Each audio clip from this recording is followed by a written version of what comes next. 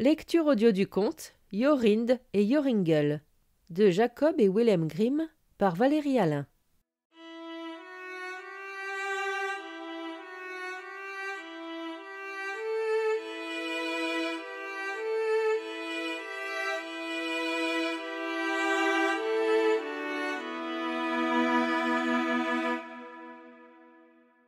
Il était une fois un vieux château qui se trouvait au milieu d'une vaste et épaisse forêt et où une vieille femme vivait toute seule. C'était une puissante sorcière. Le jour, elle se changeait en chat ou en chouette, mais le soir, elle reprenait sa forme humaine. Elle avait le pouvoir d'attirer le gibier et les oiseaux, puis elle les tuait et les faisait cuire ou rôtir. Lorsque quelqu'un s'approchait du château à 100 pas, il était obligé de s'arrêter et ne pouvait bouger d'un pouce jusqu'à ce que la sorcière le libère.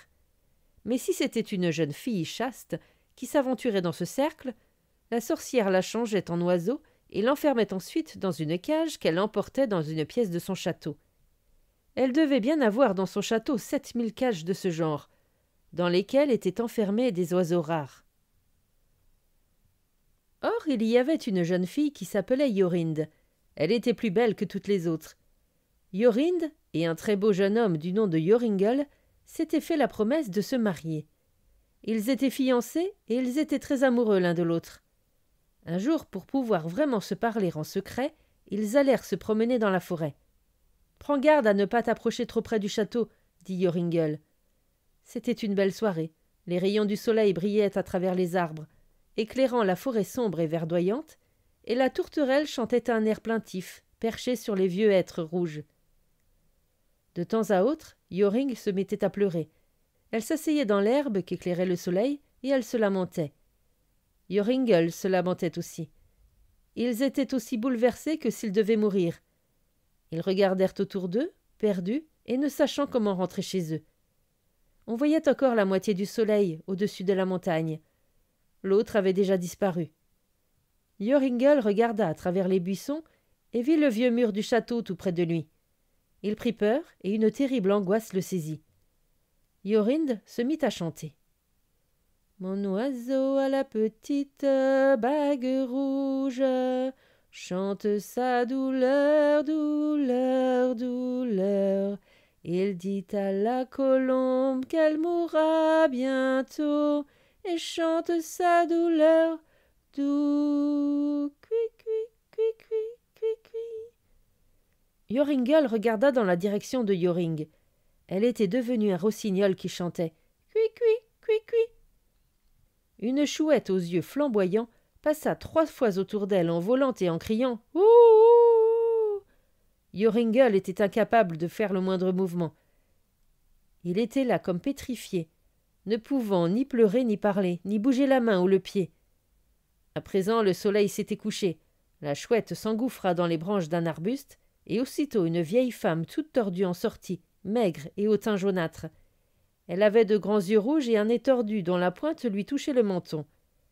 Marmonnant dans sa barbe, elle attrapa le rossignol et l'emporta, posé sur sa main. Joringel ne pouvait rien dire, ni quitter l'endroit où il était. Le rossignol avait disparu. Finalement, la vieille revint et dit d'une voix sourde « Je te salue, Zachiel. Quand la lune brillera sur la cage, délie-le, Zachiel, à la bonne heure. » Et Joringel fut alors libéré du sortilège. Il tomba à genoux aux pieds de la vieille et la supplia de bien vouloir lui rendre sa Jorinde bien-aimée. Mais elle lui répondit qu'il ne la reverrait jamais. Puis elle partit. Il appela, pleura, se lamenta, mais en vain. « Bouh, que vais-je devenir ?» Joringel partit et finit par arriver dans un village qu'il ne connaissait pas. Il y garda les moutons pendant longtemps. Il allait souvent marcher autour du château, mais sans s'en approcher trop près. Finalement, une nuit, il rêva qu'il trouvait une fleur rouge à l'intérieur de laquelle il y avait une belle et grosse perle. Il cueillait cette fleur et se rendait au château avec elle. Tout ce qu'il touchait avec la fleur était délivré du sortilège. Il rêva aussi que cela lui permettait de retrouver sa Jorinde préférée. Le matin, quand il se réveilla, il partit par monts et par vaux pour voir s'il ne trouverait pas une telle fleur. Il chercha longtemps, et au matin du 9e jour, il trouva la fleur rouge sang. Au cœur de la fleur, il y avait une grosse goutte de rosée, de la taille d'une très belle perle. Il emporta cette fleur et marcha nuit et jour jusqu'au château. Lorsqu'il s'en fut approché à 100 pas, il ne fut pas changé en pierre et put continuer son chemin jusqu'à la grille. Il entra, traversa la cour, écoutant pour savoir d'où viendrait le chant de cette multitude d'oiseaux. Finalement, il les entendit. Il entra dans le château et trouva la salle aux oiseaux. La magicienne s'y trouvait, occupée à nourrir les oiseaux qui étaient enfermés dans les 7000 cages. Quand elle vit Joringel, elle se mit en colère, très en colère, l'injuria et déversa sa bile sur lui, mais elle ne pouvait l'approcher à moins de 2 pas. Il ne lui adressa pas la parole, et se mit à regarder les cages et les oiseaux qui s'y trouvaient. Il y avait là des centaines de rossignols. Comment pouvait-il bien retrouver sa Jorinde? Tandis qu'il les regardait ainsi, il vit la vieille prendre discrètement une cage avec un oiseau et se diriger vers la porte.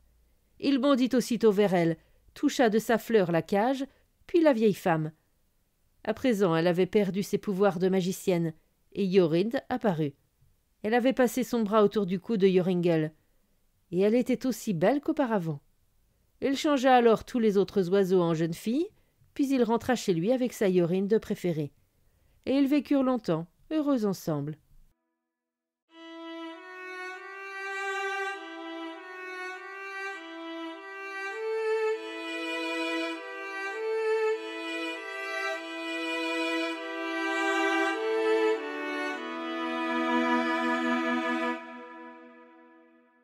Fin de la lecture du conte Jorinde et Joringel.